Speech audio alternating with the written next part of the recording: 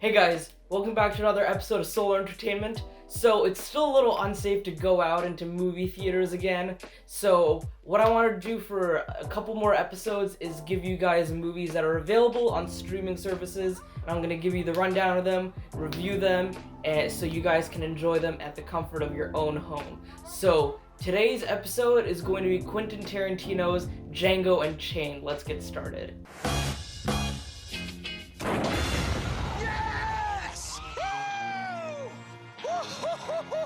Gentlemen, you had my curiosity, but now you have my attention.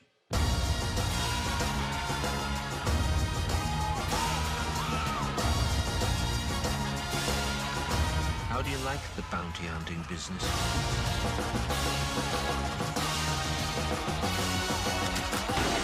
Kill white folks and they pay you for it? What's not to like? I like the way you die, boy. He is a rambunctious sword, ain't he? What's your name? Django. The D is silent. So, Django Unchained, what a movie. So it's about a freed slave by the name of Django and his mentor, Dr. King Schultz. And they're on a mission, they're on a journey to get back Django's wife, who has been taken captive by a Mississippi plantation owner, and the journey they go through to get Django's wife back again. And it stars Jamie Foxx as Django, Christoph Waltz as Dr. King Schultz, Leonardo DiCaprio as Calvin Candy, and Kerry Washington as Django's wife, Broomhilda. So one of the things I like the most about Django Unchained is how Quentin Tarantino really brought pre-Civil War United States to life with this movie. And it's done in various aspects. So first of all, the characters are very rich and well developed, and they're very believable within the space of this movie. The writing is really great. It makes you feel right at home within 1850s America.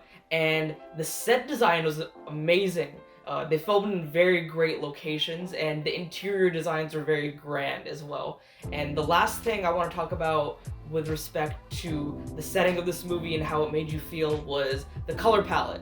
The color palette has a lot of yellows, grays, browns, and reds to give it a very foreboding tone, which lasted throughout the movie, which is great. So another thing I really loved about Django Unchained is it's got the signature Tarantino flair. That's what I like to call it.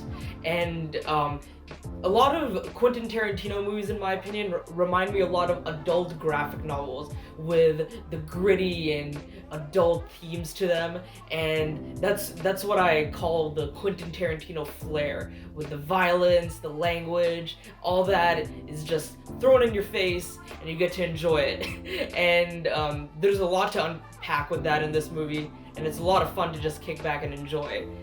That's what I really loved about this movie. One thing that adds to that flair is at certain points in the movie, the camera just zooms in at a specific subject or a specific character to say, hey, this is what's important, you gotta pay attention to that. And that reminded me a lot of older movies and some graphic novels as well. So the Quentin Tarantino flair, I love that in all of his movies, especially Django Unchained. So my only real downside with this movie is it's not for everyone. It's very, very violent, very bloody, very graphic, and there's a lot of offensive language in this. So it's definitely not a family movie, probably not a movie you're gonna watch with your grandma or anyone like that. It's a very violent and very adult themed movie, so definitely not for kids, not for your grandparents, maybe not your parents. If your parents love it, definitely watch it with them. Maybe it's like a friend kind of kickback movie. But be sure you watch this with the right person, or just watch it alone. It's a great movie to watch alone, but that's my only downside with Django Unchained. It's not for everyone. It's very violent and really offensive language in it sometimes. So overall, Django Unchained is a phenomenal movie. It really puts you at home in the 1850s, pre-Civil War time of America. It's got that real hard, gritty Quentin Tarantino flair, which I love. And additionally, it's got amazing performances by Jamie Foxx, Christoph Waltz, Kerry Washington, Leonardo DiCaprio, Samuel L. Jackson's in there too. And overall, it's a phenomenal movie. I give it a 9 out of 10. You guys should watch this on Netflix. It recently came out on Netflix, so give it a watch on Netflix if you have a subscription. So that wraps it up for this episode of Solar Entertainment. So like I said, for a while we'll only be doing movies on streaming services for now until it's a little safer to go back into theaters. So, I'm Nishant, your host for Solar Entertainment, signing off.